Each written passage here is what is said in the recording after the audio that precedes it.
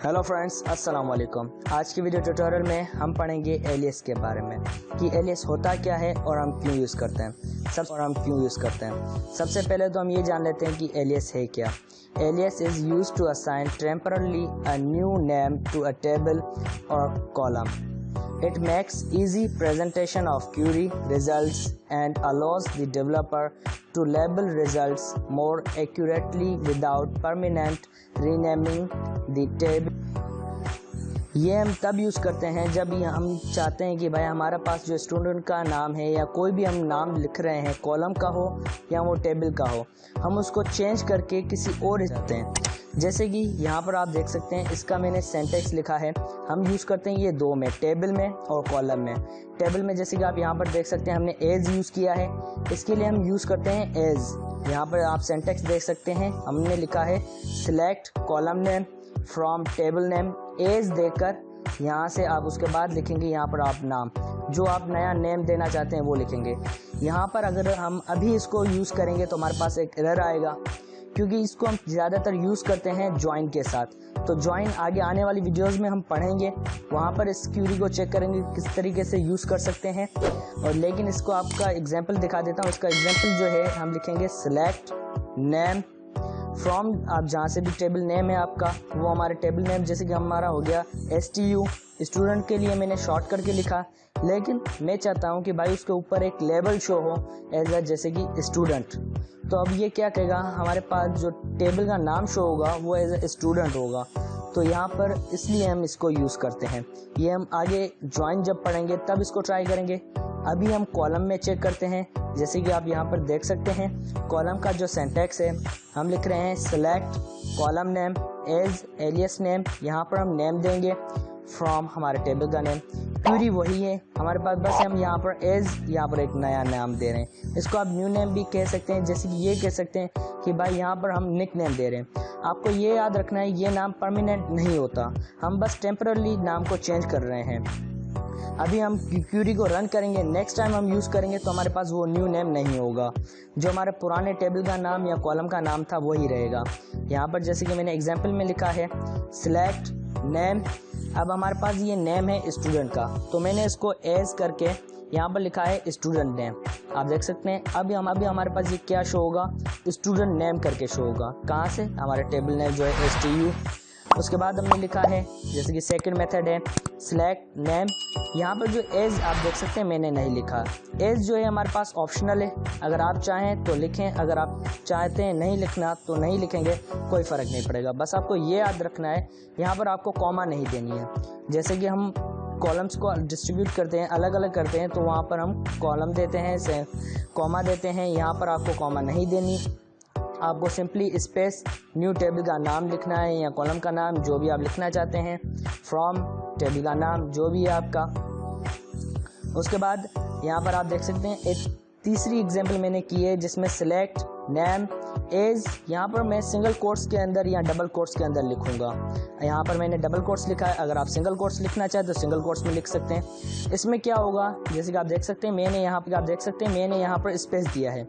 अगर आप चाहते हैं कि भाई हमारे पास स्पेस शो हो तो उसके लिए आप इस क्यूरी को यूज़ करेंगे, जिसमें क्या होगा, आपके पास स्पेस शो होगा। यहाँ पर आप देख सकते हैं मैंने अंडरस्कोर लिखा है। अगर आप चाहते हैं कि भाई अंडरस्कोर ना आए, स्पेस आए, तो उसके लिए आपको सिंगल कोट्स या डबल कोट्स के अंदर लिखना पड़ेगा।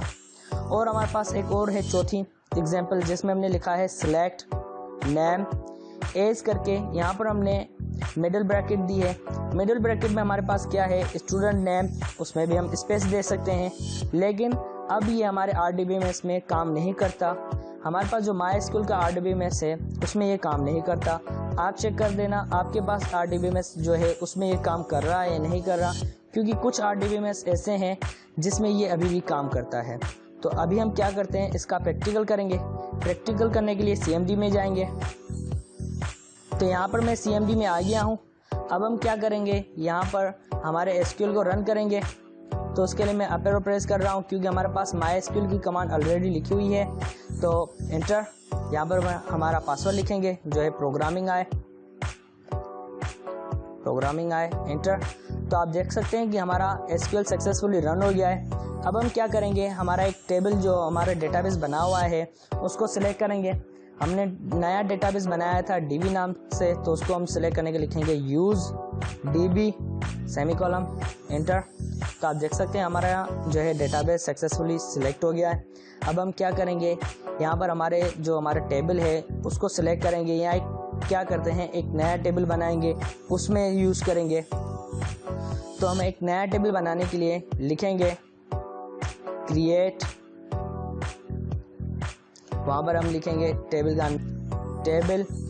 आप यहाँ पर जो भी टेबल का नाम लिखना चाहते हैं वो लिख लें। मैं जैसे कि स्टूडेंट कर देता हूँ, student inter bracket on inter ID space in data type कर रहा हूँ।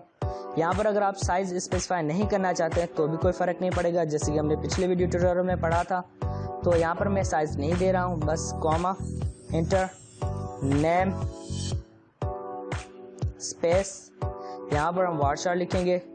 वार्डचार में आपको साइज देनी पड़ती है, तो यहाँ पर मैं साइज 50 दे रहा हूँ, कॉमा इंटर सिटी, उसको भी हम वार्डचार कर देते हैं साइज 50। अब इसके बाद में कोई वैल्यू नहीं दे रहा हूँ, तो इसलिए ब्रैकेट ऑफ सेमीकोलन एंटर करूँगा। तो आप देख सकते हैं हमारा एक नया टेबल बन गया है। अब हम क्या करेंगे, इसमें कुछ डेटा इंसर्ट करते हैं। तो उसके लिए हम क्या करते हैं, कुछ मल्टीपल डेटा इंसर्ट करने के लिए हम लिखेंगे इंसर्ट इनटू। हम यहाँ पर वैल्यूज नहीं देते हैं क्योंकि हम इन तीनों की वैल्यू इंटर कर रहे हैं, स्पेसिफाई नहीं कर रहे हैं। तो यहाँ पर हम कॉलम का नेम नहीं लिखेंगे, डायरेक्ट वैल्यूज ऐड करेंगे। अगर आप चाहें तो न्यू लाइन पे भी लिख सकते हैं, लेकिन मैं एक ही लाइन पे लिख रहा हूँ ब्रैकेट ऑन 1 कॉमा, यहाँ पर हम नाम देंगे। नाम में कर देता हूँ विजय ब्रैकेट ऑफ सिटी। अब सिटी हम इसका कर देते हैं पेरिस कर देते हैं। आप देख सकते हैं मैंने विजय को डबल कोट्स के अंदर और सिटी को मैं सिंगल कोट्स के अंदर लिख रहा हूँ। अगर आप चाहें तो दोनों को डबल कोट्स या दोनों को सिंगल कोट्स, जैसे कि हमने पढ़ा है कि स्ट्रिंग डेटा टाइप को हम लिख सकते हैं, उस तरीके से लिख सकते हैं। यहाँ पर हम इसका नाम कर देते हैं, इसका जो सिटी का नाम कर देते हैं वो कर देते हैं Paris single quote of bracket of. हम मल्टीपल वैल्यूज इंसर्ट कर रहे हैं, तो उसके लिए हम क्या करेंगे, यहाँ पर लास्ट में हम कॉमा देंगे। यहाँ पर मैं एंटर कर रहा हूँ। एंटर करने के बाद हम एक न्यू वैल्यू ऐड करेंगे। तो न्यू के लिए मैं इसका आईडी जो दे रहा हूँ वो सेकंड दे रहा हूँ। इसका नाम हम अब सिंगल कोट्स के अंदर लिख रहे हैं, तो सिंगल कोट्स के अंदर मैं इसका नाम राज दे देता हूँ ब्रैकेट ऑफ, यहाँ पर सिंगल कोट ऑफ कॉमा। अब हम यहाँ पर इसका सिटी देंगे। सिटी में इसका हैदराबाद कर देता हूँ, ब्रैकेट ऑफ कर देते हैं यहाँ पर। अब एक और कॉमा एंटर। हम तीसरी वैल्यू ऐड करते हैं 3, यहाँ पर कॉमा कर देते हैं। नाम इसका हम कर देते हैं रवि। अब इसका सिटी लिखेंगे कराची कर देते हैं, तो लिखेंगे कराची ब्रैकेट ऑफ। अब इसके बाद में कोई वैल्यू ऐड नहीं कर रहा हूँ, तो लास्ट में सेमीकोलन एंटर करूँगा। तो आप देख सकते हैं कि हमारा जो है सक्सेसफुली वैल्यू इंसर्ट हो गई है। अब हम क्या करते हैं, हमारी वैल्यूज़ को सिलेक्ट करेंगे, चेक करेंगे कि वो किस तरीके से शो हो रही हैं। हम लिखेंगे सिलेक्ट ऑल फ्रॉम, यहाँ पर हम हमारे टेबल का नाम लिखेंगे, वो है student bracket of semicolon enter. देख सकते हैं कि हमारे पास सारी की सारी डेटा शो हो रही है, इसमें आईडी, नेम और सिटी। आप देख सकते हैं यहाँ पर हमारे पास जो नेम है वो सिंपली सिर्फ और सिर्फ स्मॉल ABCD में नेम लिखा हुआ है। अब हम यहाँ पर यूज़ करेंगे एलियस, उसमें हम यूज़ करेंगे जो हमारे पास मेथड हमने चेक किए थे उसको हम किस तरीके से यूज़ कर सकते हैं। हम लिखेंगे सिलेक्ट नेम एज, यहाँ पर हम नेम देंगे स्टूडेंट नेम फ्रॉम। यहाँ पर हम क्या करेंगे, हमारे टेबल का नाम लिखेंगे, वो है स्टूडेंट सेमीकोलन एंटर। तो आप देख सकते हैं यहाँ पर हमारे पास किस तरीके से शो कर रहा है स्टूडेंट नेम, हालांकि हमारे पास सिर्फ और सिर्फ नेम लिखा हुआ है। तो अब हम क्या करेंगे, अगर इसको फिर से सिलेक्ट करेंगे तो यहाँ पर हमारे पास इस तरीके से सिलेक्ट नहीं होगा, क्योंकि जैसे कि मैंने आपको बताया है ये सिर्फ और सिर्फ टेम्प्रेरी वैल्यू है, परमानेंट वैल्यू नहीं है। हम इसको परमानेंटली रीनेम नहीं कर रहे हैं, वो आगे आने वाली वीडियोस में चेक करेंगे किस तरीके से कर सकते हैं। अभी अगर आप इसको स्टूडेंट नेम से सिलेक्ट करेंगे तो आपके पास एरर आएगा, ये आपको याद रखना है। आपको इससे अब सिलेक्ट नहीं करना, अगर आप सिलेक्ट करेंगे तो फिर से आपको एज करके लिखना होगा। अभी हम इसका नेक्स्ट मेथड यूज़ करेंगे, तो उसमें हमने पढ़ा था कि एज ऑप्शनल है, तो मैंने एज को हटा दिया है, एंटर कर रहा हूँ। यहाँ पर आप चेक कर सकते हैं कि हमारे पास सेम ही आ रहा है, जैसे कि हमने पढ़ा था कि एज हमारे पास ऑप्शनल है। अगर हम इसको चेंज करना चाहें तो हटा भी सकते हैं। सिंपली यहाँ पर हमने ना ही कॉमा दिए ना ही कुछ, सिंपली स्पेस देकर हमने हमारा नया टेबल का नाम लिखा है, यहाँ कॉलम का नेम, तो वो हमारे पास शो हो जाएगा। अब हम क्या करेंगे, हमारे पास इसका जो सेकंड और थर्ड था उसको यूज़ करेंगे। उसमें क्या था, हमारे पास थर्ड में हम स्पेस देते थे, तो स्पेस के लिए हम लिख रहे थे इनको सिंगल कोट्स या डबल कोट्स के अंदर। मैं डबल कोट्स के अंदर लिख रहा हूँ स्पेस, यहाँ पर हम एन कैपिटल कर देते हैं। स्टूडेंट का मैं एस कैपिटल कर देता हूँ, यहाँ पर हम एज लिख लेते हैं। अब मैं इंटर करूँगा तो आप देख सकते हैं कि यहाँ पर हमारे पास एज शो कर रहा है, जिसमें स्टूडेंट और नेम के बीच में स्पेस आ रहा है।